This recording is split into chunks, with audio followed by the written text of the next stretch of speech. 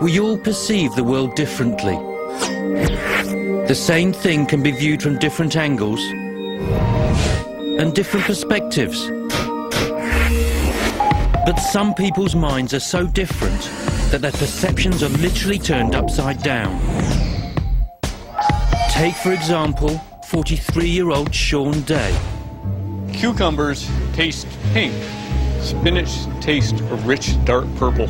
I tend to avoid eating zucchinis because the color is a dull gray yellow, and I don't like yellows. Sean Day is from South Carolina in the United States and has a condition called synesthesia.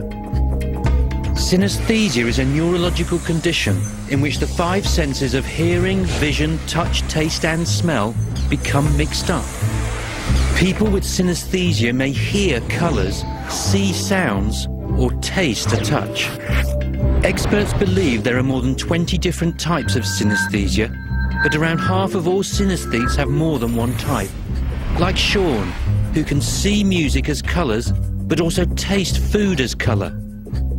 One of the first times he experienced his particular food synesthesia was in his teens, when he drank a cup of coffee. I took one sip and all of a sudden, wow!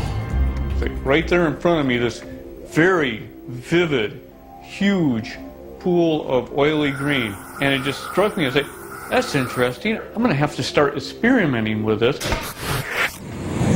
Sean tastes food like a normal person would, but he has the added benefit of seeing colour as well, which means when he goes shopping for food, he's looking for different colour combinations as well as taste. Chicken gives it a nice light blue color. Got the last thing I need for tonight, ice cream for the chicken. It's estimated that synesthesia affects 1% of the world's population. David Eagleman, from the Department of Neurobiology and Anatomy at the University of Texas in Houston, has been studying synesthesia for 2 years. Synesthesia is a harmless perceptual condition in which there's a blending of the senses. So, for example, one might experience colors while listening to music. So one can think about this mixture of the senses like neighboring countries on the brain's map, where there's porous borders in between the countries. There are essentially two theories about what's happening in the synesthetic brain. So in one theory, you have increased wiring between neighboring brain areas, and that causes them to talk to each other more.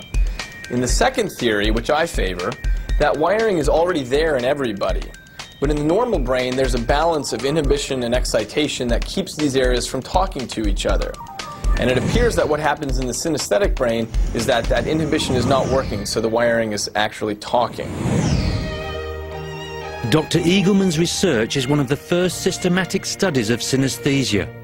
He's principally interested in how changes in people's genes alter their perceptions of the world, and is studying synesthetes because their perceptions are so radically different. Today, Dr. Eagleman is exploring Sean's musical synesthesia. Sean, in this test you're going to hear the sound of an instrument. And what I want you to do is use the color palette here to pick the color that most closely matches your synesthetic color when you hear that instrument. Dr. Eagleman is using 3D virtual technology to map the relationship between particular instrument sounds and particular colors. I know that I was experiencing it when I was 5 years old because I remember pulling out records because I wanted to listen to the different colors. But Sean's type of musical synesthesia does have its drawbacks. One thing that you have to realize is that you don't get to pick the color to whatever combination. So, for example, I might really like the sound of a certain instrument, but might really hate the color. For me, French horns. If a French horn is playing with any other instrument, its color doesn't go with anything else, and it's really disturbing in a symphony or something like that for the French horn to all of a sudden come in. Ultimately, Dr. Eagleman is hoping to identify the gene for synesthesia. We know a lot now about how differences in the genome, subtle differences in people's genes, will lead to changes in their external features, such as eye color. But what's almost entirely unknown is how subtle changes in people's genomes leads to differences in the way that they perceive the world. So this is one of the first attempts to really get at that. What I'm doing is collecting up large families where synesthesia runs through the family tree. And that's how I'm going to close in on the gene for synesthesia. Sean has no wish to stop being a synesthete, but one day he might understand exactly why he has an appetite for chicken And it's time for dinner. with ice cream and orange sauce. I've offered this dish to other people, and nobody has really wanted to take me up on trying it. It's actually quite good. So what I get in front of me is this oval shape, about this big, with different shades in sky blue. And it's really wonderful, actually. And it's already started to break up.